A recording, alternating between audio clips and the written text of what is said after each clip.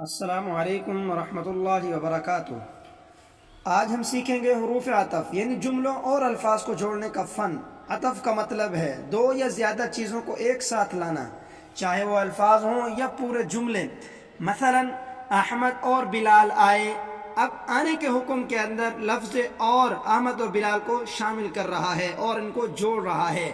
عربی میں مشہور حروف عطف وہ تو 10 ہیں، لیکن ہم یہاں پر 4 حروف عطف کا تذکرہ آج ہم آپ کی خدمت میں پیش کریں گے۔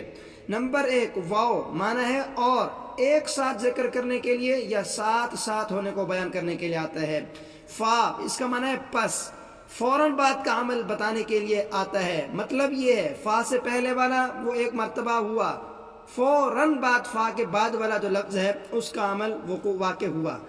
ثم، اس کا معنی ہے پھر، یہ تھوڑے وقفے کے بعد کا عمل بتانے کے لیے آتا ہے۔ ثم کا پہلے والا لفظ پہلے واقع ہوا کچھ وقفے کے بعد، پھر ثم کا ما بعد اور بعد والا لفظ واقع ہوا۔ او، اس کا معنی ہے یا، یہ منتخب کروانے کے لیے آتا ہے، ان میں سے او سے پہلے والا چنیں یا بعد والا چنیں، یا شک والی بات کو بتانے کے لیے آتا ہے۔ ان میں فرق سمجھیے۔ واو بس 2 چیزوں کو جوڑ دیتا ہے، وقت کا پتہ نہیں دیتا۔ فا بتاتا ہے کہ دوسرا عمل فوراً بعد ہوا، ثم بتاتا ہے کہ دوسرا عمل کچھ دیر بعد میں ہوا۔ او 2 میں سے ایک کو چننا یا شک کے اظہار کرنے کے لیے آتا ہے۔ اب آپ قرآن کریم کی مثالوں سے اس مفہوم کو سمجھیے۔ وَاذْكُرُوا اللَّهَ ذِكْرًا كَثِيرًا، اور اللہ کو زیادہ سے زیادہ یاد کرو۔ فَدَخَلُوا، پس وہ داخل ہوئے۔ ثُمَّ يَبْعَثُكُمْ فِيهِ، پھر وہ تمہیں اٹھائے گا۔ اب اس میں چونکہ وقفہ ہے اور دنیا کے مرنے اور آخرت کے اٹھنے میں، اس لیے ثم کا لفظ یہاں پر اللہ تبارک و تعالی نے استعمال فرمایا۔ او کا صیب من السماء، ان لوگوں کی مثال یا آسمان سے برسنے والے بارش کی طرح ہے۔